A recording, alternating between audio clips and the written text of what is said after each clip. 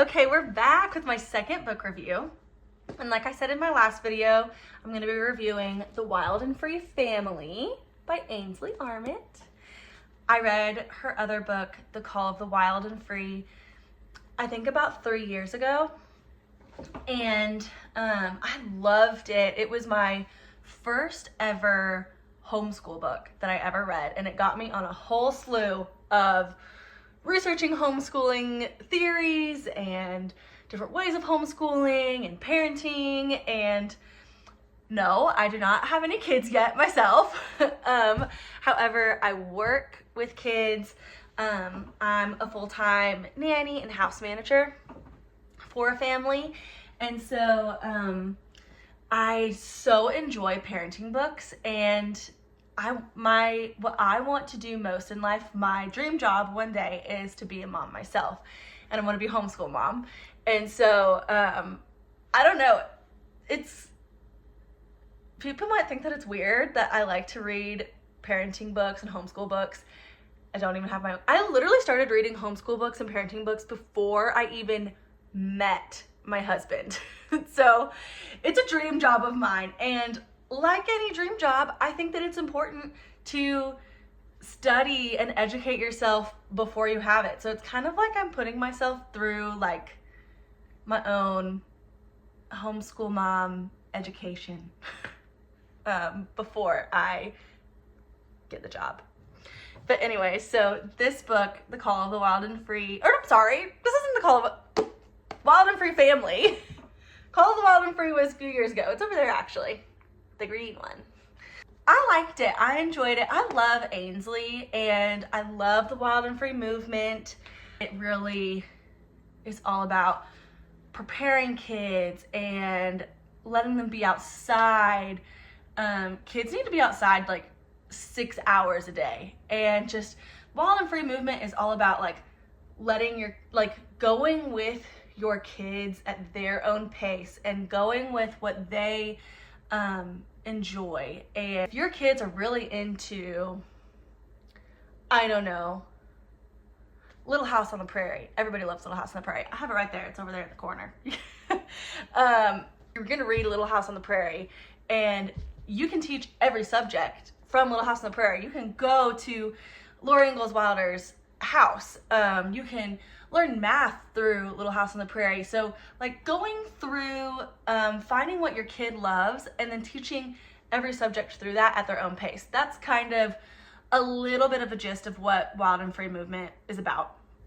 And so this one is about being a wild and free family. So it's more of a parenting book than it is a homeschool book. So let's dive into some things that I really loved about it. I loved the little side reads that it has. Like, see how like this, let me get a little closer. See how like this is a different color than this? This was like a separate little read. There's one. I liked that because it kind of helped to separate, it kind of helped keep your focus by, oh, okay, like let me finish this little thing, and then it's like, oh, I'm done with that. Let me go read this little thing, and then I can continue on to the rest of the chapter. It's nice. I also loved that it had a lot of Sally Clarkson quotes. I love Sally Clarkson. She's one of my favorite women. She has wrote a lot of books. I've only read a few, but I love her. Another thing that I liked about this book is that each chapter kind of read, hold on, let me move this pillow. There you go, now you can kind of see me a little better. Another thing that I liked is that each chapter kind of read as its own blog post. And I mean that in the best way. She writes beautifully and conversationally, and so I like that I'm like learning. It's not so much like a textbook learning nonfiction book, it's more like conversational. And each chapter, I say that each chapter read as its own almost blog post, because you could read each chapter without reading the rest of the book. So I think that that's a good thing for, I think most people who read this book are probably already moms, and moms are very busy, as we know. And so I'm sure a lot of moms do not have the luxury of sitting down and reading a book consecutively. So I think it's a good thing that you could read a chapter, set it down, months later, pick up the book again, read another chapter, and not really have to worry about remembering what you just read, because each chapter kind of stands alone as its own. Okay, so a couple things I didn't really love about the book is specifically chapter 3. It was called To Connect with Your Kids, and I think that it had good intention, of course, but I didn't fully agree with it myself. The big topic of that chapter was that connection is more important than correction as a parent, and I just don't sit right with that. That doesn't sit right with me. I think that as a parent, which, you know, take this as a grain of salt because I'm not a parent myself yet. However, I do work with kids, and so I think that correction is very important for kids, and kids need a lot of guidance. And so, you know, while the Wild and Free movement, I do agree with it on, you know, following your kids and what they're interested in, and that's a great way to teach them, and a great way for them to learn, and a great way for them to grow confidence and independence. However, I do still really believe that kids do need a lot of guidance and discipline, and that it's good for them. I think that Ainsley would also agree that discipline is important, but from this chapter, it didn't sit right with me. She talked a lot about how it's important to be friends with your kids, and I think that it was a good reminder to, you know, sometimes it's important whenever you're working with kids or whenever you're a mom to just kind of loosen up. You don't have to be so rigid. You don't have to be so no, because kids hear no so much. So I agree with that, but I think that going so far as saying that the connection is more important than correction, it didn't sit right with me altogether. But doesn't mean that I didn't love the book. That was just one thing that wasn't my favorite. A chapter that I did really like was chapter 8. Let me see what that was. Chapter 8. I wrote down that I liked it a lot. To Adventure Together. I liked this chapter a lot. That's my dream of being a mom, is I want our family to be an adventurous family. When you're learning about the American government, let's go to Washington, D.C. When you're learning about the Grand Canyon, let's go to the Grand Canyon. Or, you know, if we can't afford to go on a big trip like that, you know, let's go to our local nature center. Let's go to our local museum. And I think that's a really big benefit of being a homeschool parent, is being able to do a field trip every week. And so I liked the adventure chapter, the Adventure Together chapter, because whenever you're a homeschool parent, you get to just learn along with your kids. So in the chapter, she told a story about how her husband went on a Bigfoot hunt, like Bigfoot, I don't know if they called it a hunt, but like they went to go look for Bigfoot with his teenage son, I believe, or preteen son.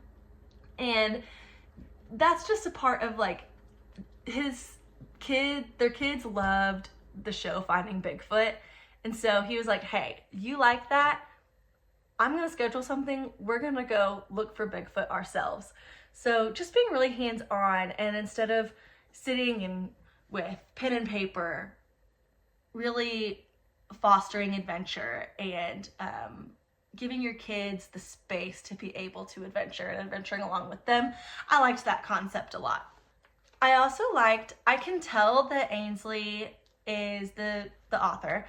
I can tell that she's a Christian. She does put a lot of, she doesn't fully say, this is the Bible verse, and here's where it's found, and this is why this is biblical. But she has little kind of like Bible Easter eggs, I guess is what you would call it. For instance, I really liked this quote. Your family didn't end up together by accident. The unique personalities, skills, and temperaments in your home were placed there for a distinct purpose. Your family was brought together for such a time as this to accomplish something that only you could do together. So for such a time as this is a quote from the book of Esther in the Bible, which is one of my favorite books of the Bible and one of my very favorite Bible characters. Like a lot of Christian girls. We love Esther. But I liked that, and I liked that quote a lot. Just about how your family has a great gift to offer the world, and let's see what your specific family mission is, and let's think about that, and let's use that family mission for every decision that we make in the future. I really liked that, and I actually talked to my husband Zach about, hey, let's go ahead and find our family mission.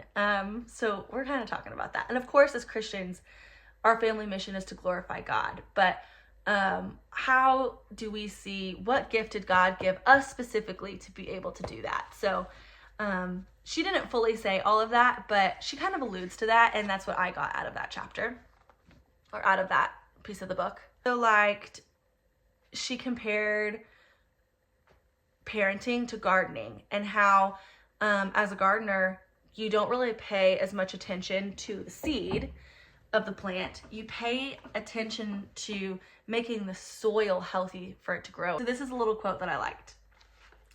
A plant's health lies in simplicity in meeting its needs, but not heaping upon it more than it can handle.